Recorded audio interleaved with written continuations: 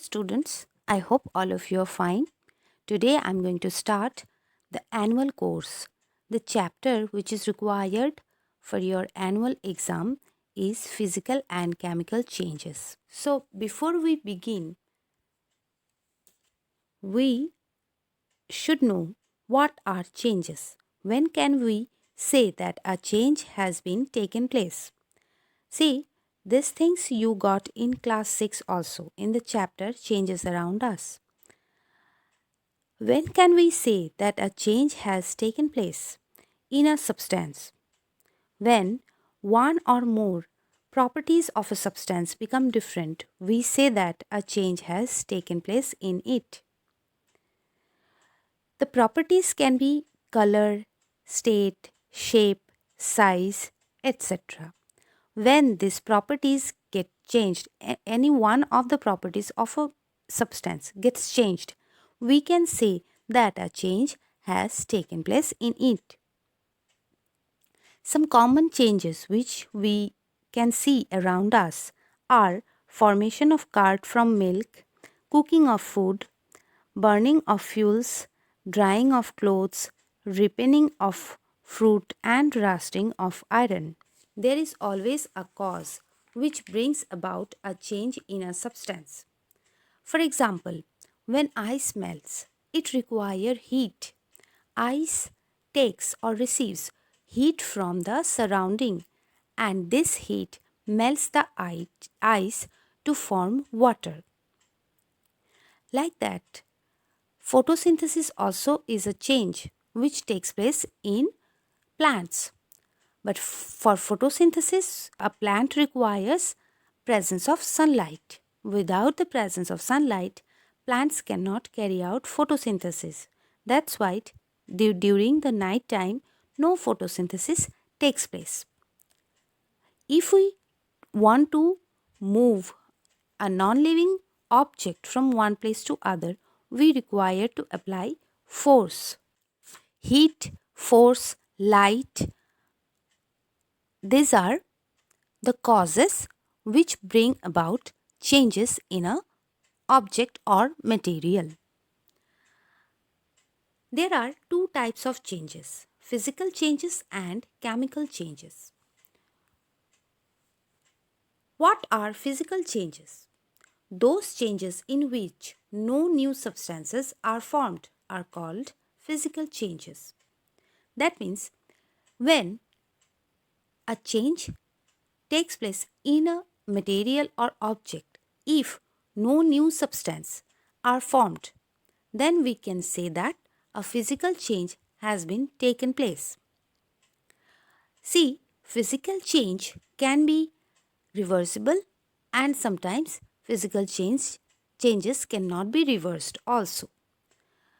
For example, when we fold a piece of paper to make aeroplane or any other decorative things, then it is physical change because no new substance will be formed, but it can be reversed also. When we unfold the paper, we get the original sheet of paper again.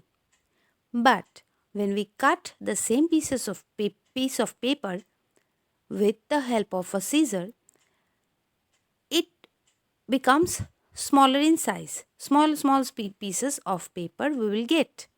But we cannot reverse this back to form the original sheet of paper. So, this is irreversible physical change. There are some characteristics of physical change. By observing these characteristics, we can understand whether the change is physical or not. These are: in a physical change, no new substance is formed. It is a temporary change. That means most of the time we can reverse the physical change back to have the original substance. In a physical change, very little energy is either absorbed or evolved. For example, when an ice cube melts, it requires heat, but very little amount of heat is required for the melting of ice. Sometimes, in a physical change, temporary change in color may take place. Now, some examples of physical changes. First one is melting of ice and freezing of water. Melting of ice and freezing of water, these are physical changes. When ice melts, when we take out some ice cubes from refrigerator and keep it for some time on the table, then automatically we will see the ice is melting. We have taken some ice cubes in a beaker. After some time, we will see that the ice melt to form water. And when we keep the water in the beaker inside the refrigerator, freezer of the refrigerator for some time, some hours, then after some time we will see the water freezes to form ice again. So melting of ice to form water can be reversed back to form ice again by the process of freezing. That's why ice melts when it receives heat from the surrounding air and forms water. Both water and ice made of water molecules. So no new substance is formed. This change can be reversed easily by freezing the water to form ice again. That means when we keep the water inside the freezer of the refrigerator for some hours, then we get back the ice again. Boiling of water and condensation of steam is also a physical change because during the boiling of water, only a change in state from liquid to gas takes place. Here also, no new substance is formed. See, when water is heated, then it forms steam. Water and steam both are made of water molecules. So, no new substance is formed here also. This change also can be reversed easily by condensing the steam to form water again.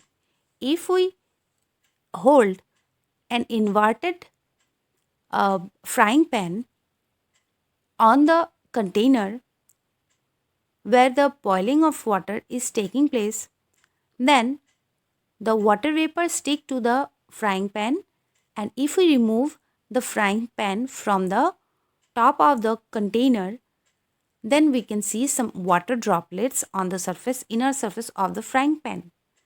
This is because the hot water vapor stick to the frying pan, and when we bring the frying pan in a separate place, then what happens? This hot water vapor becomes cool and forms water again. So, boiling of water can be reversed back by the process of condensation. The case of chalk stick and chalk dust.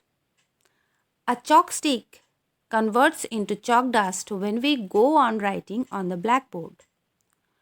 Chalk stick and chalk dust are same thing. Chalk dust can be converted back to a chalk stick when we make a thick paste of chalk dust and mold it into a chalk stick again. So, the change of chalk stick into chalk dust can also be reversed back. So, it is a physical change. Making a solution.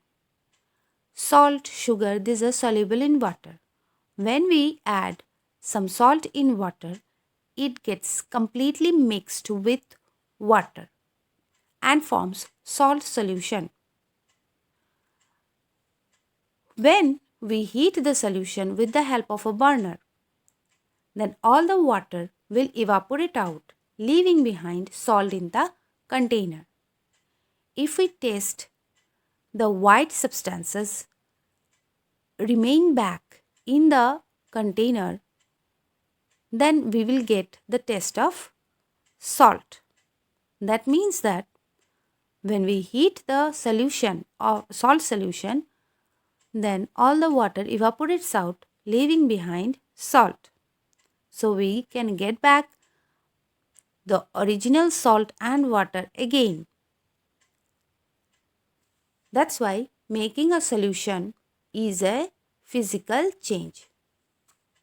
Breaking of a glass tumbler.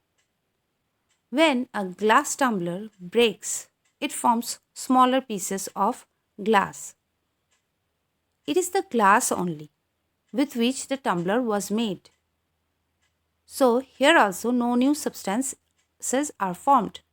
So breaking of a glass tumbler into smaller pieces is also a physical change. Heating a hacksaw blade. Hacksaw blade is made with iron. When we heat a hacksaw blade on a burner for some time, it becomes red after some time. If we remove the heat, it comes back to its original grey color. So here, temporary change in color took place. When we remove the cause of the change, that is, when we remove the heat, then it comes back to its original color.